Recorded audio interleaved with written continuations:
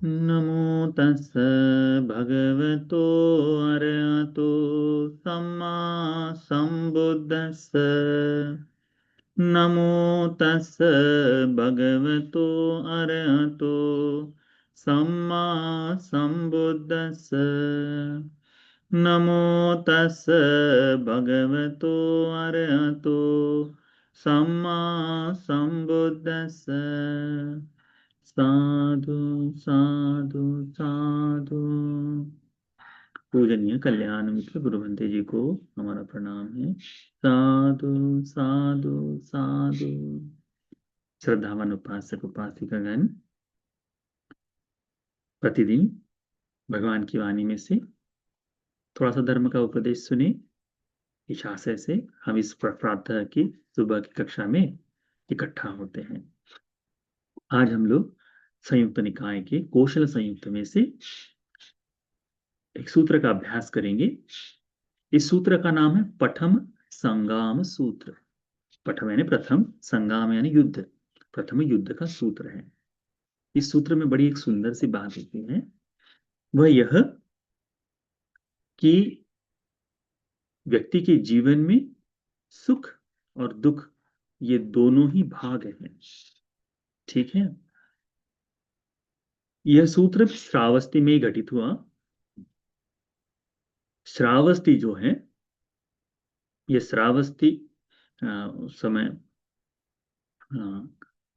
कौशल राज नरेश की राजधानी थी। सो उस समय अजात शत्रु जो मगध के राजा थे, मगध के राजा ने अपनी चतुरंगनी सेना के साथ प्रसेनजित राजा पर आक्रमण किया था। ठीक है। तो उसके जवाब स्वरूप में प्रसेनजित राजा भी अपनी सेना लेकर उनके पास युद्ध के लिए गए। अत को राजा मागधो अजात सत्तु वेदेहि पुत्रो चतुरंगिनी सेनं संहित्वा राजानं पसेनदीं कौसलं अभ्युयासी येन काशी। अस्सोसिखो राजा पसेनदी कौसलो राजा कीर मागधो अजात सत्तु वेदेहि पुत्रो चतुरंगनी सेनं संहित्वा मम अभ्युयातो येन काशी थी। तो दोनों में आपस में युद्ध हुआ। अत को राजा पसेनदी कौसलो चतुरंगनी सेनं संहित्वा राजानं मागधं अजात सत्तुं वेदेहि पुत्रं पच्युयासी येन काशी। अत को राजा च मागधो अजात सत्तु वेदेहि पुत्रो राजा च पसेनिधि कौशलो संगामेषु। तब दोनों की सेनाएं आपस में आकर युद्ध हुआ। तस्मिन् पन समय राजा मागधो अजात सत्तु वेदेहि पुत्रो राजानं पसेनदिं कौशलं पराजिसी। तब यह अजात शत्रु ने, यानी मगध के राजा जो थे अजात शत्रु, इन्होंने प्रसेनजित राजा कौशल को पराजित कर दिया। और पराजित की प्रसेनजित राजा कौशल, ये प्रसेनजित राजा पुनः अपनी राजधानी श्रावस्ती में वापस आ गया। इस युद्ध के पीछे एक कारण है। हुआ यह है कि एक तरह से देखा जाए तो प्रसेनजित कौशल की जो बहन है, वही राजा बिंबिसार से ब्याही गई थी। तो बहन है और रिश्ते में आती है। तो जिस समय अजातशत्रु ने पिता की हत्या कर दी, उसके साथ साथ माता की हत्या हो गई। तो उस समय दिया जाता था कि हाँ हमारी बहन जा रही है तो एक धन का एक राज्य का एक हिस्सा, इतने गांव दिए जाए। तो 100 गांव का कुछ तो भी उस समय था। तो जब बहन ही नहीं है तो वापस लिए गए थे। तो ये कहता है कि ये तो मेरी माँ के गांव है, इसीलिए उस तरह से अलग सा युद्ध उसने छेड़ दिया था। तो उसमें राजा अजातशत्रु की विजय हुई। तो यह बात जो है कि सुबह भंते जी लोग प्रातः पिंडपात में जाने के बाद अब जो शहर के बाहर रह रहे हैं, यानी गांव से बाहर है, उन्हें घटित क्या हो रहा अधिक नहीं पता चलता था। परंतु जैसे ही भिक्षु लोग शहर से भिक्षाटन के लिए सुबह बाहर आ जाते थे, तब उन्हें गांव में होने वाली बातचीत, गांव में क्या क्या घटित हो रहा है, ये सारा समाचार मिल जाता था। ठीक है। तो अतको संभवला भिक्खु पुब्बन समय निवास पत्त चीवर मादाय सावती पिंडाय पावि सिंसु। तब सुबह या सभी भंते जी लोग अपना चीवर पात्र हाथ में लेकर, चीवर पहन पात्र हाथ में लेकर उत्तरासंग को कांधे कांधे पर रख, हाँ संगाटी को कांधे पर रख भिक्षाटन के लिए वह श्रावस्ती में आए। जब भिक्षा मांग रहे थे तो उसके बाद उन्होंने देखा और वो सारी बात सुनी, और फिर वो पूरा करने के बाद भिक्षाटन के पश्चात भगवान जहाँ थे वहां आए। भगवान को के पास आकर भगवान को इस तरह से कहते कि भगवान, राजा अजातशत्रु और प्रजा पसेनजीत में युद्ध हुआ और पसेनजीत राजा आज हार गया है, और राजा मगध जो है वो मगध के राजा जो अजातशत्रु है वो जीत गए हैं। पराजित होकर पसेनजीत राजा पुनः अपने श्रावस्ती में आकर रुक गया है करके। तब भगवान बुद्ध जी ये बात बताते हैं। भगवान कहते हैं, राजा भिक्खवे मागधो अजात सत्तु वेदेहि पुत्तो पापमित्तो पाप सहायो पाप संपवंको।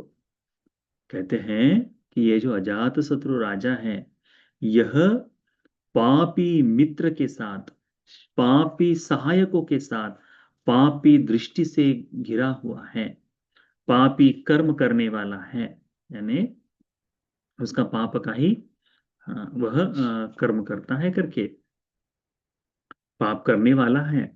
इसके विपरीत राजा चखो भिक्कवे पसे नदी कोसलो कल्याण मित्तो कल्याण सहायो कल्याण संपन्नो। प्रसेनजित राजा जो कल्याण मित्र के सहारे, क्योंकि भगवान की शरण में है, अजातशत्रु भी भगवान की शरण में है, परंतु मित्रता किसकी है? देवदत्त की। देवदत्त की मित्रता है, उसी की तरह से उसी के विचारों से घिरा हुआ है। तो ये जो बात है, तो भगवान कहते हैं वो पापी मित्र के साथ है, परंतु कौशल राजा कल्याण मित्र के साथ है, कल्याणता के सहायक में है, कल्याण कर्म करने वाला है, कुशल कर्म करने वाला है। परंतु फिर भी अजेव भिक्खवे राजा पसे नदी कौशलो इमं रत्तिं दुखं सेति पराजितो। इसके बावजूद भी आज, यानी राजा को आज अपना जीवन, आज की रात्रि उसके लिए बड़ी दुखदाई ही होगी। ऐसा नहीं है कि आपके जीवन में कल्याण मित्र आ जाए तो आपको किसी तरह का दुख भोगने की आवश्यकता न हो करके। कल्याण मित्र का काम आपके जीवन में ये व्यवहारिक दुख को दूर करना नहीं। कल्याण मित्र क्या करता है? वह आपके सांप्रदायिक धर्म को दूर करता है, सांप्रदायिक कर्म को, संप्रदाय में ले जाने वाले जो पापी कर्म हैं उसके लिए तुम्हें सहायता करता है। समझ रहे हैं? तो यदि आपको लगता है कि हम भंते जी का सुन रहे हैं, परित्राण सुन रहे हैं, धर्मदेशना सुन रहे हैं, इतने मात्र से हमारा सारा दुख दूर हो जाए, तो ऐसा नहीं होगा। भगवान रहते समय, भगवान का उपदेश होते समय, भगवान श्रावस्ती में ही है जब यह युद्ध हुआ, तो भगवान कहते हैं कि यह दुख उसे भोगना ही पड़ेगा। आज की रात्रि उसके लिए बड़ी कठिन रहेगी। इमं रत्तिं दुखं सेति पराजितो। पराजित हुए महाराज आज की रात्रि बड़े दुख में बिताएंगे करके भगवान कहते हैं। भगवान बुद्ध जी श्रावस्ती में रहते हुए ये युद्ध हुआ है। राजा, भगवान का कार्य नहीं कि राजकीय कार्य में हस्तक्षेप करे। राजा के लिए राजधर्म जो है वो भिन्न बात है। भगवान धर्म के साथ, भगवान निर्वाण की ओर ले जाने वाले हैं। जहां आवश्यकता, जहां कहा गया है भगवान से, जहां मदद मांगी गई, वही भगवान राजा के कार्य में कभी किसी जगह पर हस्तक्षेप करते हुए नजर नहीं आते। युद्ध करना ये राजा का अपना राज्य के लिए, हित के लिए हो या अहित के लिए हो, ये राजा का कर्तव्य है। उसमें भगवान हस्तक्षेप नहीं किए। जब मदद मांगी गई, जब कहा गया, तब भगवान जाकर बात करते हैं। इसीलिए हम भिक्षुओं ने भी इसमें से बचना चाहिए कि ये राजनीति का स्वभाव जो है, राजनीति से सन्यासियों को बचना ही चाहिए। भगवान बुद्ध जी बड़ा सुंदर भाव कहते हैं, बड़ी गाती सुंदर गाथा कहते हैं। भगवान कहते हैं, जयं वीरं पशवती दुखं सेति पराजितो। भगवान कहते हैं कि जिसने जय को प्राप्त किया है, वो वो बैर को जगाकर, है ना, विजय वैरी जो है वो विजय बैर की वृद्धि करता है। जो जय, जिसने जय जीत लिया है, उसके प्रति बैर और मजबूत होते जाता है ना। और पराजित पुरुष, पराजय जिसका हो गया है, हार जो गया है, वह दुख में, कष्ट में रातें बिताता है।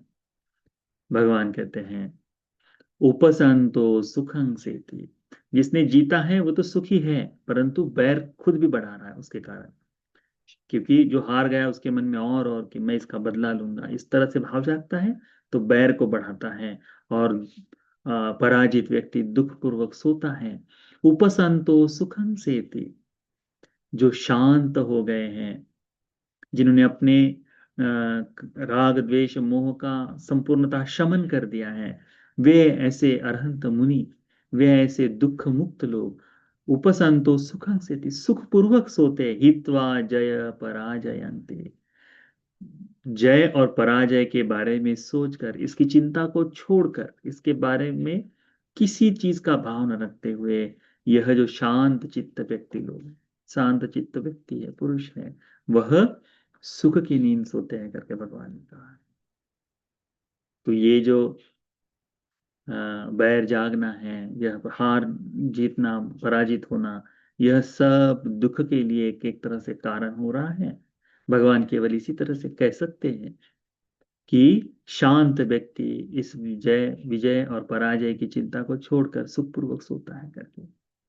तो इस बात को ध्यान में रखिए उपासक उपासिकागण। कल्याण मित्र है, इसका मतलब यह नहीं कि आपके जीवन में दुख नहीं होगा। भौतिक स्वरूप से दुख आपको मिलेगा ही, क्योंकि वो कर्मानुरूप है, परंतु आध्यात्मिक चेतना से आगे आने वाले जो दुख कष्ट हैं, भविष्य में आने वाले दुख कष्ट हैं, इनको दूर करने के लिए वो कल्याण मित्र सहायक बनेगा। यह भी निश्चित रखिए कि कल्याण मित्र आपको केवल मार्गदर्शन स्वरूप सहायता कर सकता है, आपके कर्मों को नहीं बदल सकता, आपकी क्रियाओं को नहीं बदल सकता। वो आपको कह सकता है कि उपासक ऐसा मत करो, उपासिका यह मत करो, उपासक ये करो ये मत करो, ऐसा मत कहो, ऐसा मत बोलो, ऐसा बोल सकते हो, ऐसा नहीं बोल सकते।